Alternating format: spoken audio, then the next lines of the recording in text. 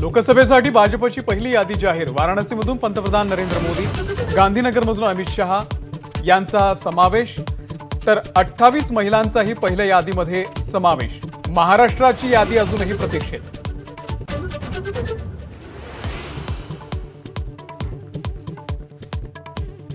महाराष्ट्रामध्ये मंत्री राहिलेल्या कृपाशंकर सिंह यांना उत्तर प्रदेशमधील जौनपूरमधून उमेदवारी, तर मध्य प्रदेशचे माजी मुख्यमंत्री शिवराज सिंह चौहान हे सुद्धा लोकसभेच्या रिंगणात।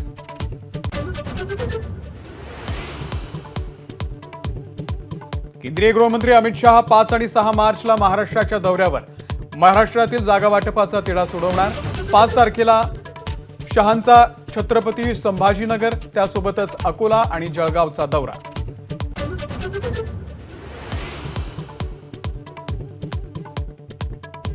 वंचित बहुजन आघाडीची महाविकास आघाडीसोबत युती झालेली नाही। आघाडीच्या बैठकीला किंवा कार्यक्रमाला उपस्थित राहू नका, प्रकाश आंबेडकर यांचं कार्यकर्त्यांना आवाहन।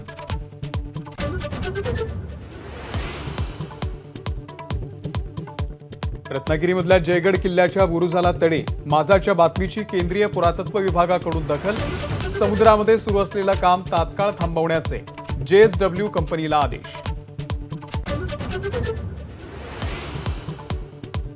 जरांगे आज बीड आणि धाराशिवच्या दौऱ्यावर। आंदोलनाच्या पुढच्या वाटचालीसंदर्भात मराठा बांधवांशी करणार चर्चा।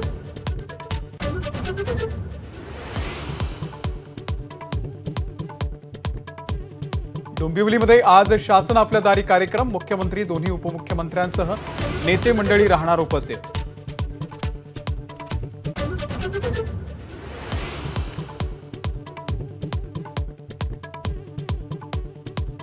नाशिकमध्ये सुरू असलेल्या शेतकरी आंदोलनाचा आजचा 7वा दिवस। सोमवारी होणाऱ्या बैठकीत ठोस निर्णय न झाल्यास जेलभरो आंदोलन करण्याचा इशारा।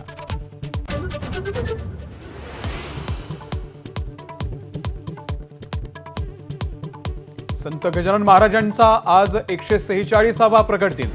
या निमित्तानं शेगावच्या गजानन महाराज मंदिरामध्ये दिवसभर विविध कार्यक्रमांचं आयोजन।